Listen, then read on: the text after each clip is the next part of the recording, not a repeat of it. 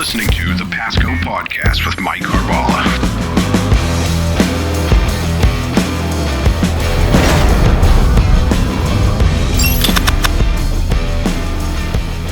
Welcome to Season 3 of Pasco Podcast, a series about leadership and public service.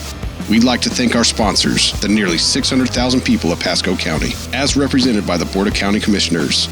It's through their trust and empowerment of our workforce and leadership team that we're able to bring you this podcast. This podcast is designed to help public servants build leadership skills and leverage them for success by sharing the experiences of our peers. Hi, I'm Mike Carballa, and welcome to our 38th episode of Pasco Podcast. You might not know this, but Pasco has a department dedicated entirely to helping ensure that we as a county are able to get the goods and services that we need to do business, which ultimately serves you. And we not only rely on local businesses, we actually encourage them to work with us. And that's why the purchasing department is holding a special workshop in March called Doing Business with Pasco County. And joining us today to tell us more about these important partnerships is Purchasing Director Carrie Roberts and Facilities Project Manager TJ Pyche. But before we get into that, why don't you guys just take a second and tell us a little bit about yourself and how you came to work here at Pasco County. Carrie, why don't we start with you? All right. Well, I have been in purchasing for almost 30 years.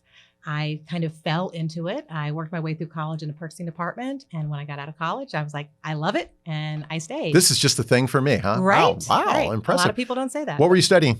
Criminal justice. Okay.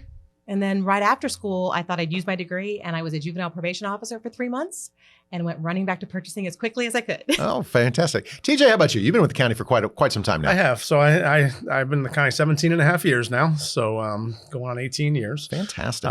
All 18 years or 17 and a half years with facilities. I started out as a construction supervisor. I went over to the maintenance side for a few years, and now I'm back on the construction side. So my first part of my career, I owned a construction company. I did mostly residential and commercial framing, and then came into the construction industry with the county. Fantastic. Now, our Doing Business with Pasco County event is coming up on Monday, March 4th. And for those of you watching, we're going to have more details come up on the screen throughout the show. But Carrie, why don't you talk to us a little bit about why are we doing this? What's the point of the event? Okay. Well, we actually have 3 main goals for the event. Okay. The first one is to assist vendors who might not know how to do business with government. We have a lot of rules, a lot of things you have to follow when you try to do business. Certainly do. We do. So we're going to have a classroom environment where there will be instructions on what are the definitions. When we say bid, what do we mean? What's a quote? What's a proposal? So we'll have a classroom environment to help them with that.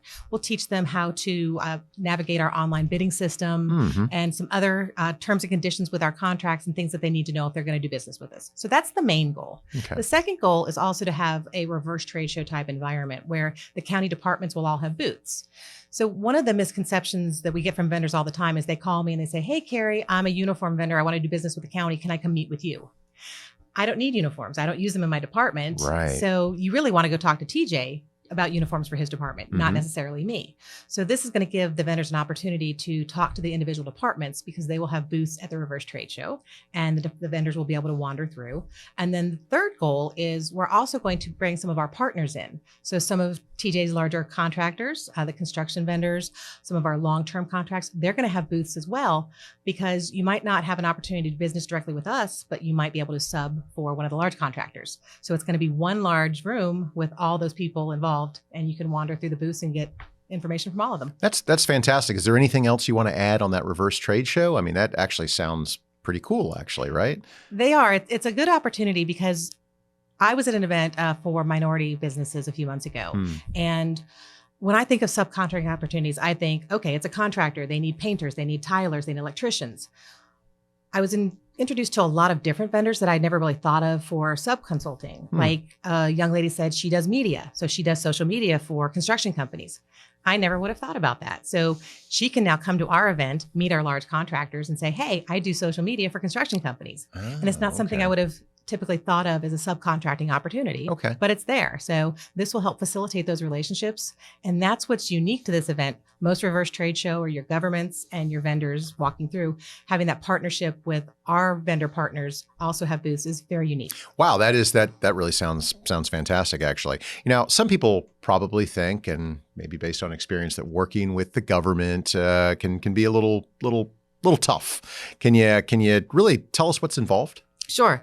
So it's very intimidating for especially a small vendor or a small business that's just starting when they go to bid on a formal project and they see 80 pages of general terms and conditions and all this legal gobbledygook, I call it, that can scare them off. So one of the things we want to do with this event is have that classroom environment where we can say, okay, yes, you need to look at that. But first thing you need to do is go in and look at the specifications of the scope of work and see if it's something you want to do. If it's something you want to do and you can do, then you look at the other stuff, but don't get scared by all that first. So that's one of the goals with the classroom is to kind of teach them what to look for in a bid. And then again, to teach them what's a quote. So on things that are under $10,000, departments only have to go to one vendor for a quote. If it's between $10,000 and $50,000, they get 3 quotes. So they can go directly to TJ and say, hey, I want to sell you widgets directly. If it's under $50,000, he can get 2 other quotes and go. So we're going to describe all those different scenarios to them and kind of help them navigate the terms, what the definitions, all of that, and kind of help them understand that it doesn't have to be that difficult and that we're here to ask questions even outside of the event. We're always here to answer their questions for them. And I think it's good because, you guys in the purchasing department, I always tell our staff, because even sometimes, it's about coloring within the lines. And because we are stewards of taxpayer dollars, right, wrong, or indifferent, there are rules on how how they're expended. And you need those guardrails. You need those guardrails to just provide transparency and trust to the public. And I think sometimes on small business, it's not exactly clear, right? Everybody just wants to, get in there, sell their product, do a good job, get paid, and move on. And there's just a little extra layer, a little extra security that just ensures transparency and accountability through the whole process. So we're glad your folks are there. TJ, being in the construction business, we do a lot of construction in the county. Our capital budgets are pretty large.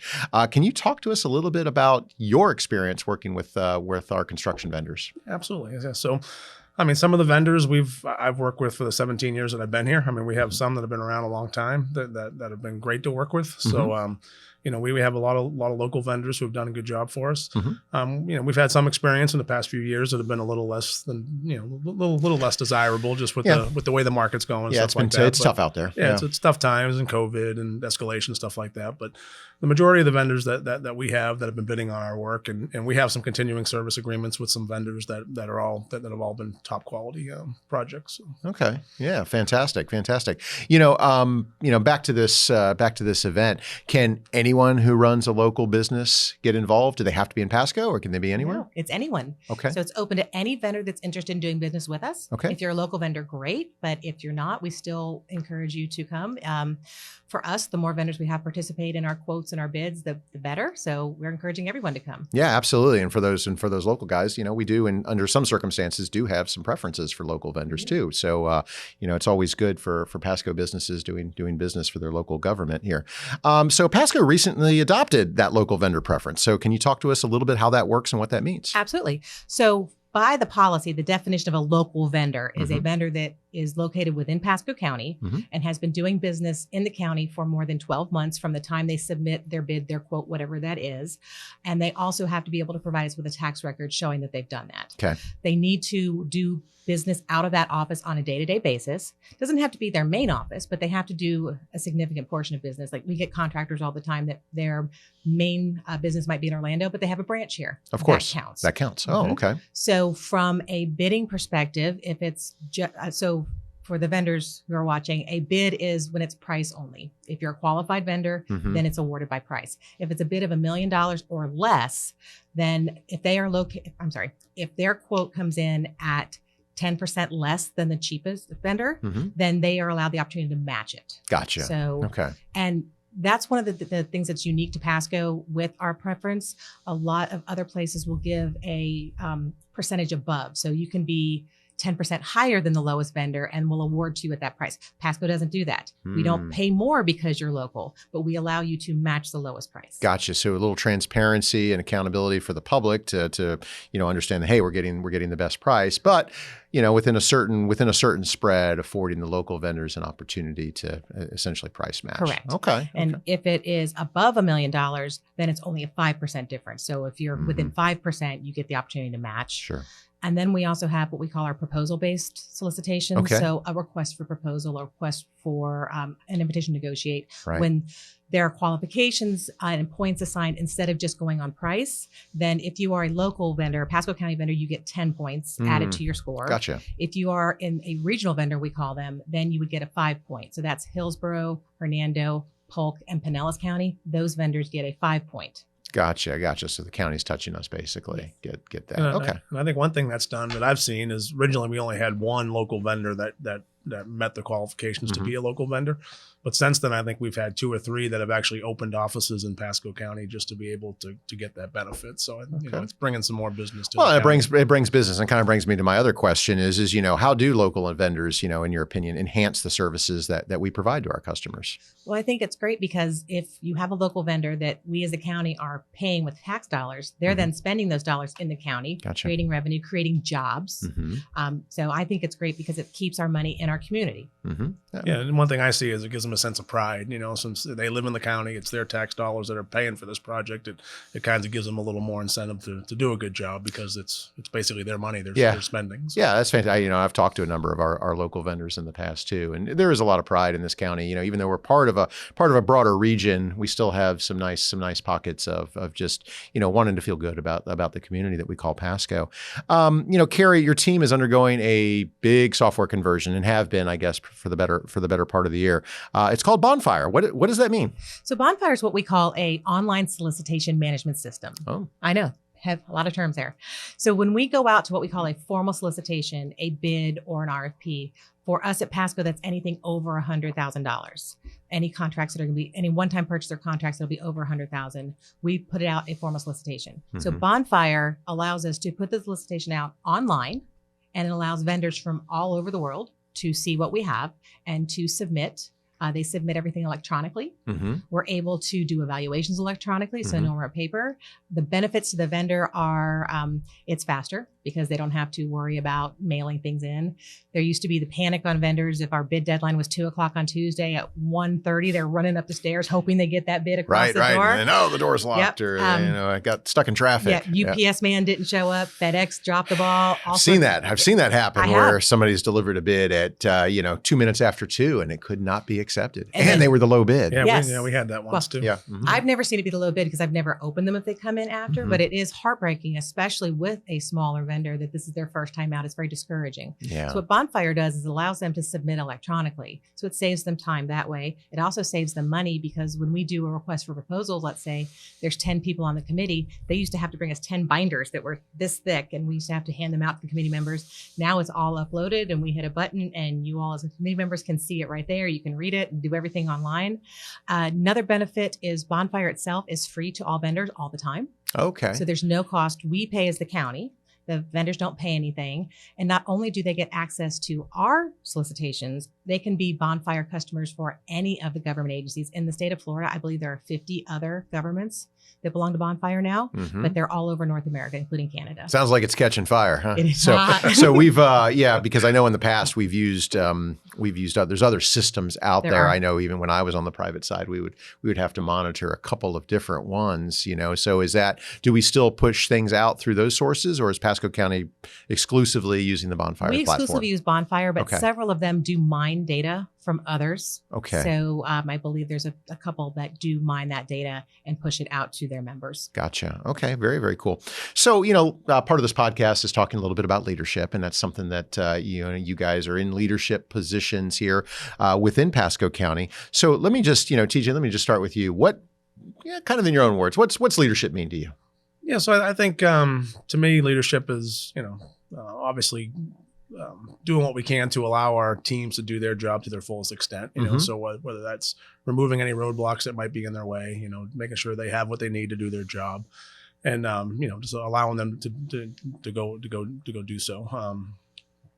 Also making sure we don't try to lay blame. We allow them to make mistakes, and learn from those mistakes. Obviously, we don't continually make mistakes, but the first question shouldn't be whose fault was it. It should be how do we fix it, and how do we move on from here, and how do we learn from it. So. that's my take. Yeah, and I tell you, it's especially in the construction industry. There's always every project that I've ever worked on, even and I'm sure in your history too. It always has a story. There's always something a little different that goes on, and no matter what you want to try to predict or how well you lay it out, something always happens. How do you keep your team motivated? When kind of having to deal with the ups and downs and with facilities, you guys are in the spotlight a lot of times. Look at, building a bunch of fire stations, right? And I'm obviously we have one fire station that really been on the spotlight. My goodness, has been on the spotlight, but sometimes you can take that personally. I mean, how do you keep the team motivated and so one thing I've been pushing with the team and some of that comes from the TED Talks that we've watched is to find your why. Sure. I think once somebody knows why they're doing what they're doing, and again, we all go to work to pay our bills and that, everybody knows what that why is, but sure. What's the real reason to be here? And I think once they find their why, they can get past all those things. Knowing they've done all they can do to even if they did make a mistake along the way. Of course. They're not the cause of why that fire station is looking Nope. like it is. No, that's exactly right. Right. So just figure out what we can do, learn from any mistakes we may have made, and move on to the next one. Okay. Yeah, fantastic. Terry, leadership in the purchasing world, right? Talk to us. So purchasing's interesting. Mm-hmm. I tell people I'm a government purchasing director and they say, "You're what?" Yeah. I've had a saying my entire career that's little children don't dress up as purchasing agents for Halloween. Nobody knows we exist. Or county administrators either. Yes. So. They don't know we exist. They don't know that we're here. So the hardest part is finding people and bringing them into this career and then being able to foster an environment that they enjoy their job and they learn it and that they can do it well. We look for people that just are bright and, creative and are dedicated and, we can hook them in and reel them in and get them to love this job. And, awesome. As the leader, it's very important to recognize that they each have something different that motivates them. Mm-hmm. It could be bills, it could be civic pride, it could be any of those things. What motivates them and what do they want to see from a leader?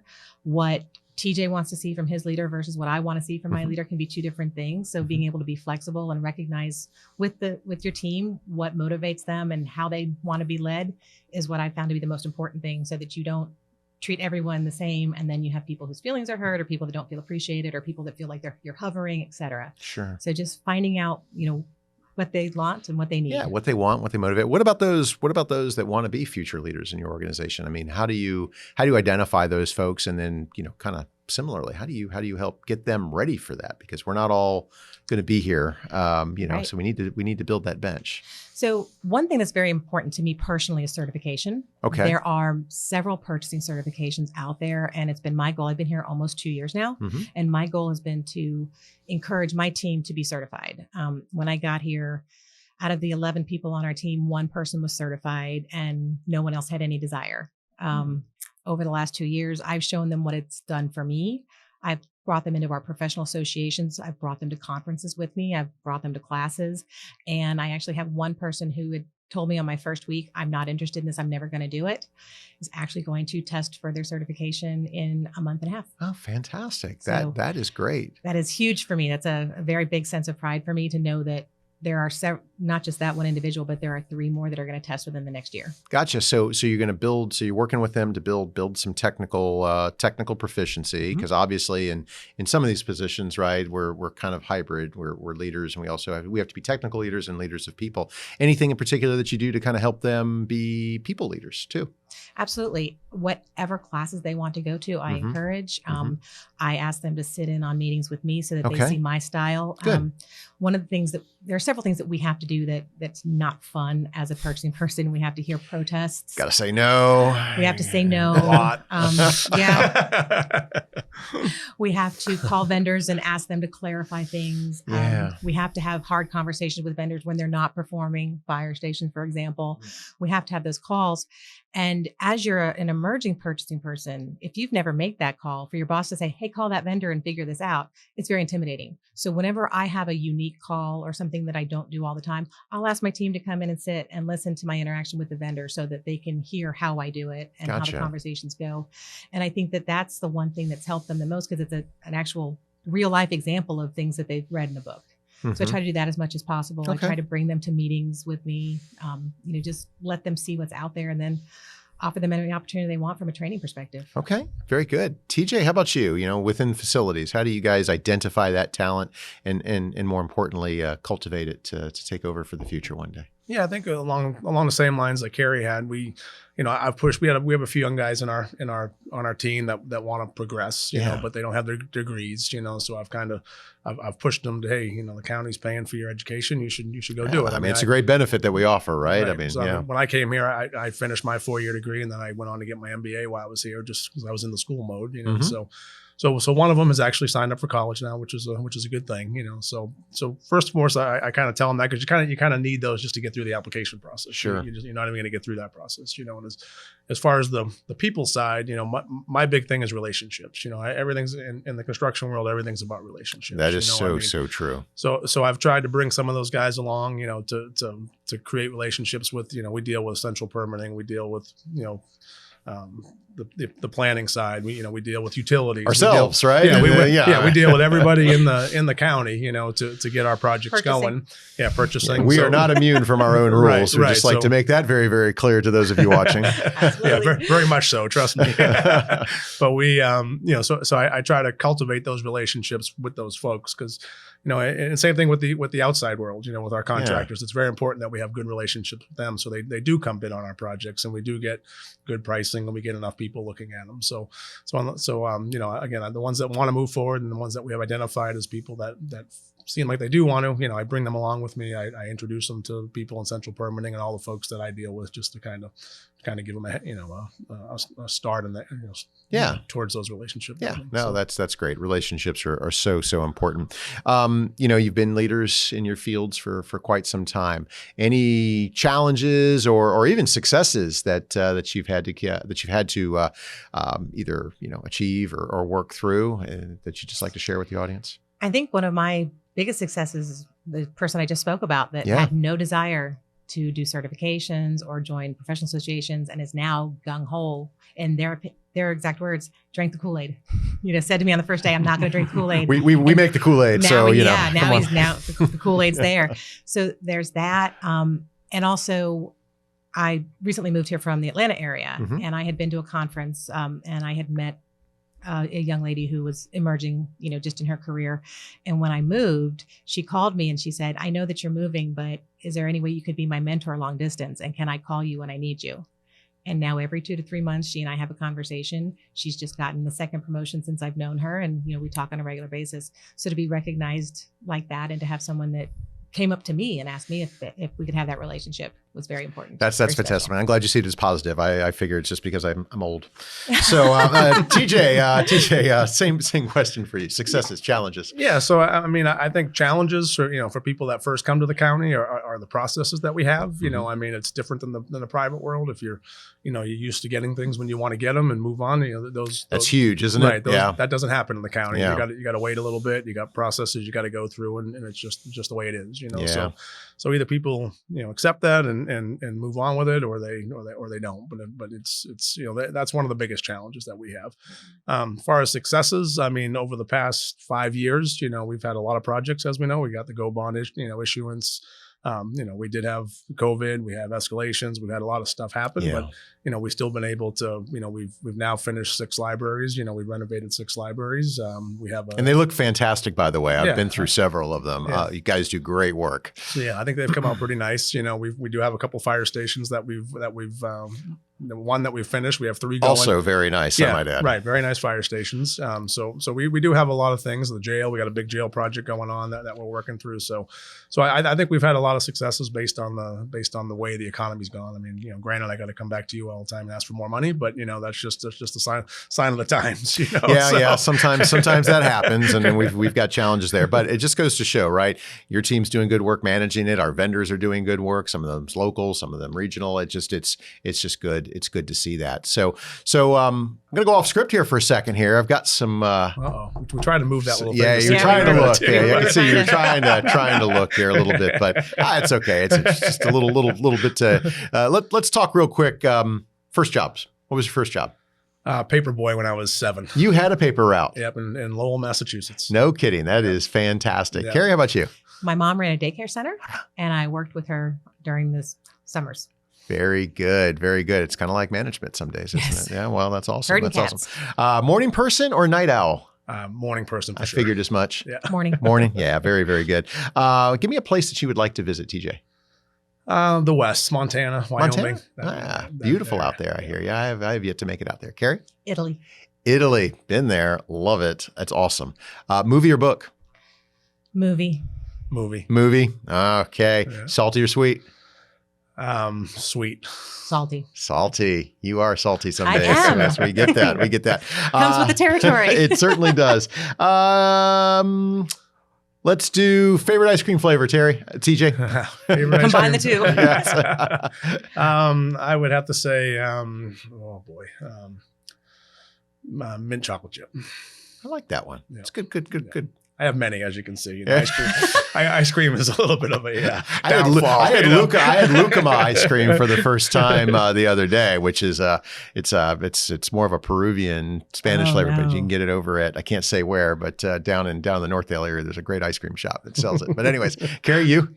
Butter pecan. Butter pecan, fantastic. Listen, guys. Thanks. I just want to thank you both for being here today. It was great having you both with us.